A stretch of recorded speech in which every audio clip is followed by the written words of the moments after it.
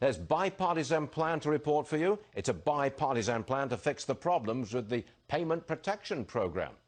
Joining us now, we have both congressmen who are working on it. Congressman Dean Phillips, Democrat from Minnesota, Chip Roy, Republican from Texas. Congressman Phillips, to you first, if I may. What is the biggest problem that you see right now with the PPP? Well, Stuart, there are a lot of problems with the PPP. It was a good effort to begin with, but our jobs are to listen and to our constituents and small businesses. Chip and I have done that both in Texas and Minnesota. And what we're hearing so consistently over the last number of weeks is that the 8-week forgiveness period is too short. We should extend that.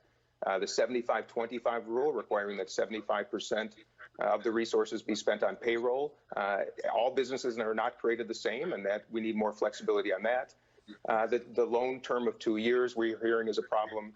The rehiring safe harbor issue so that we can extend the period of time by which businesses can rehire employees, and payroll tax deferment. Those are the 5 key components of the bill. That's what we heard, and that's what we're taking action on. Oh, Congressman Roy, I wonder if I could just translate it, or try to, into plain English. If I'm running a restaurant, I'm getting some help from the PPP, but I've got to bring everybody back to work before I can get the loan forgiven, before it becomes a grant.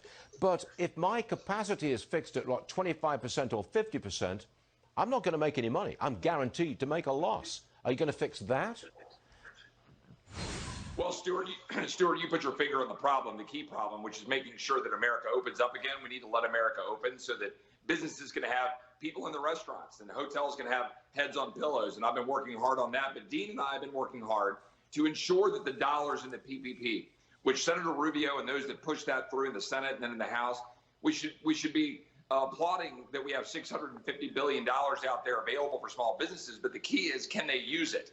And the problem is, as you know, Stuart, when the Senate pushed through and the House adopted an unemployment unemployment insurance provision that pay people more not to work than to work, we're forcing businesses, small businesses and restaurants into this difficult choice where they can't get the loan forgiveness that's going to help them stay afloat because they're stuck. So our bill gives them the flexibility to make it work for their business, be able to take the loan, stay afloat until we can achieve the goal you're outlining. Get people back in the restaurants, get people back in the hotels, get people back in the live music venues. I represent 2,300 restaurants, 53,000 employees. Austin is a live music capital of the world, and we've got to make sure we get people back in there. Yes, we do. Gentlemen, thanks very much for joining us. It's so unusual to get a bipartisan deal going here. We thought it was worth a lot of time, and we gave it to you. Thanks very much, gentlemen. We'll see you again real soon. Thanks, Stuart. Thanks, Dean. Thank you. Thanks, Stuart. Appreciate it.